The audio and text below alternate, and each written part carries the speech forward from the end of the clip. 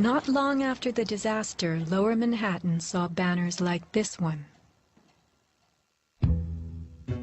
Although they were idolized as cathedral-like symbols of power and triumph that pierced the New York skyline, the Twin Towers were big money losers for the Port Authority of New York. They cost millions a year to equip with the basics: electricity, water, heat, air conditioning, sewage, and even oxygen, being airtight. As modern communications connected traders from all corners of the globe, tenancy in the Twin Towers continued to drop. The towers presented another problem. Decades ago, their steel beams had been sprayed with fireproof asbestos, a cancer-causing material banned from use in building in the mid-1980s. Although the World Trade Center complex was given several waivers, it was expected to clean up its act. But to remove the asbestos from every supporting beam in the Twin Towers would have been almost undoable. Quotes for this cleanup ran over $1 billion, and no insurance company was willing to bear the cost.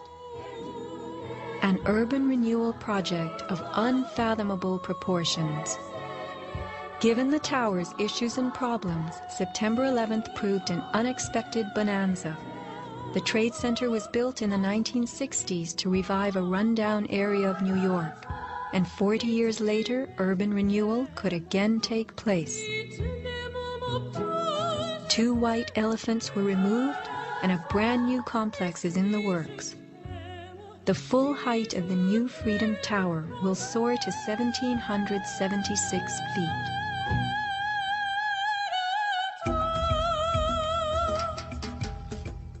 The suffocating dust that engulfed Manhattan was much more than dust.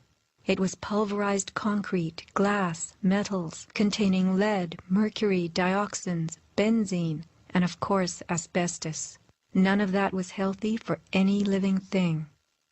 Today, thousands of rescue workers have developed lung cancer and serious permanent health conditions. And the rescue dogs continue to die. What you had was a ground-level municipal incinerator that smoldered for months, burning up the most heavily computerized building in the world.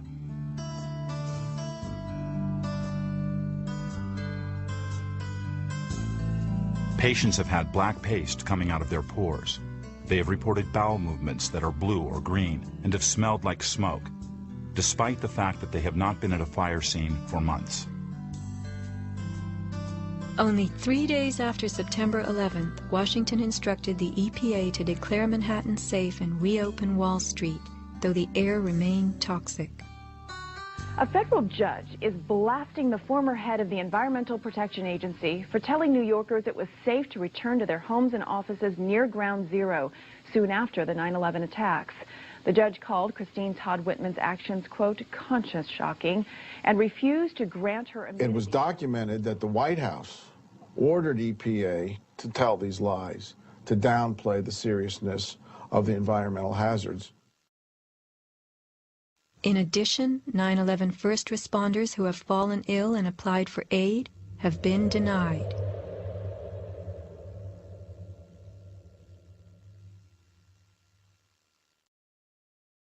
Asbestos plays a part in the myth of why the Twin Towers fell on September 11th. The steel had been sprayed with a lightweight fireproof foam, which, while cheaper, was much less adhesive. The New York Times has reported that the foam fell off easily, and the Port Authority had been fixing and replacing missing sections in the months before September 11th. But even if the fireproofing had been perfectly applied, the impact of the plane crashing into the North Tower was so powerful, it simply blew most of it off, allowing the fire to attack the steel beneath. Once the planes hit, whatever condition it was in before the fact, made no difference because an impact would knock it off and the fire would have devastating effects on the steel.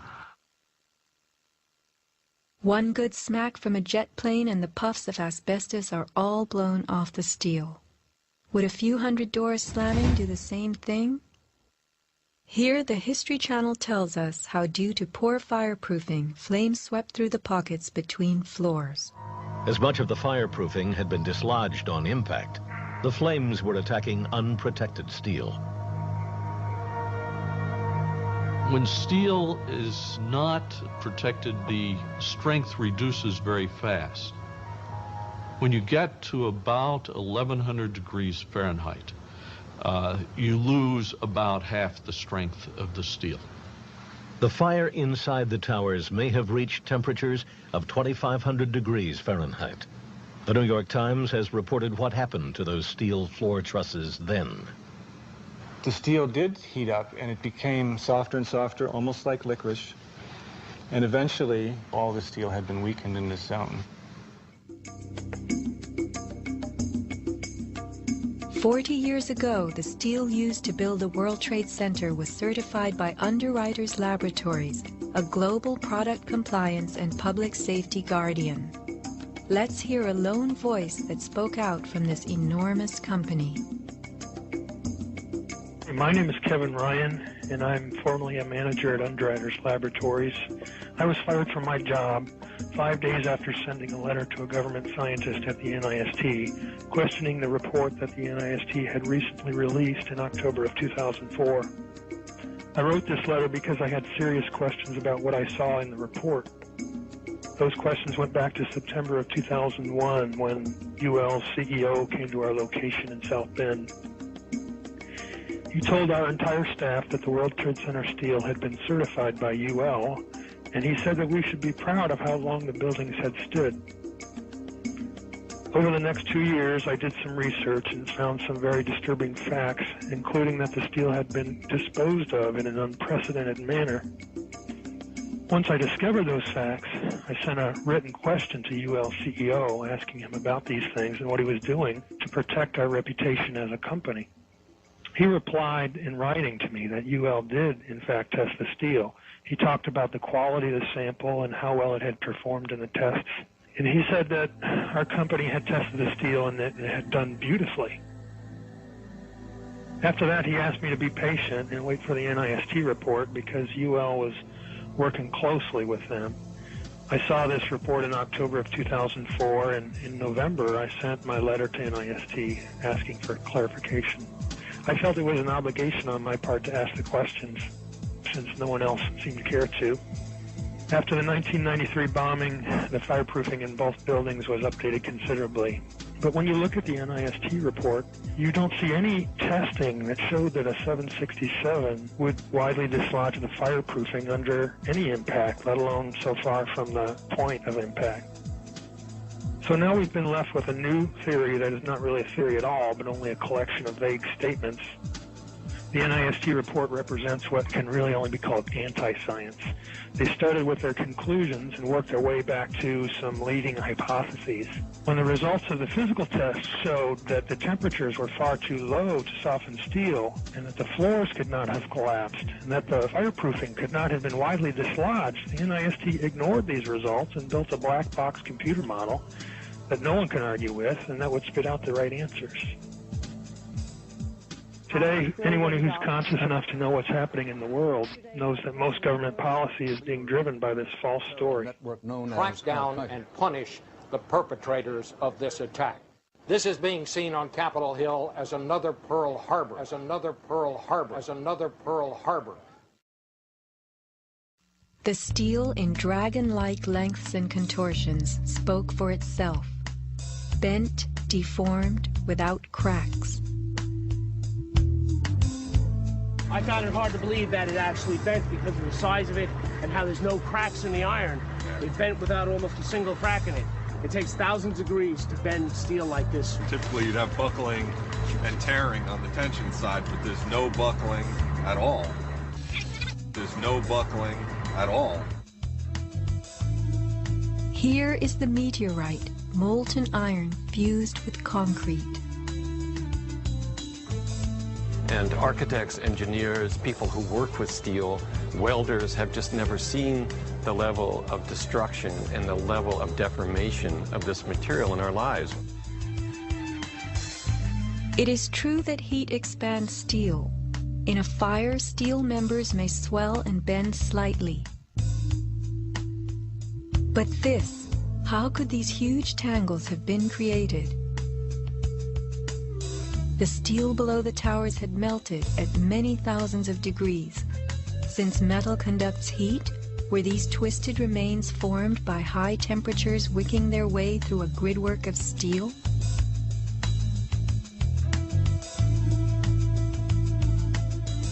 Explosives also deform steel. As they fire, gas pushes outward. The force of the gas can easily bend a large steel column.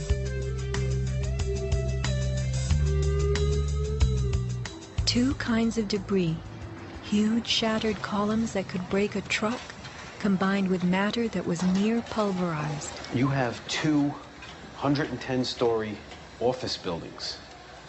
You don't find a desk. You don't find a chair. You don't find a telephone, a computer.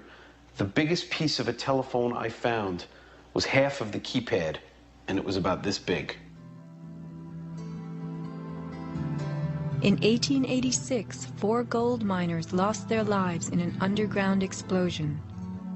The bodies of these 4 men were brought to the surface in one barrel. The biggest piece recovered was part of a foot. September 11th left over 1,100 bodies unaccounted for. At Ground Zero, this was found inside a length of steel. And before they sealed this up with the sheetrock and all the building materials on the interior face, the workers would sometimes put beer cans, and the newspaper that we found, the New York Times paper, we found in a similar spot to this.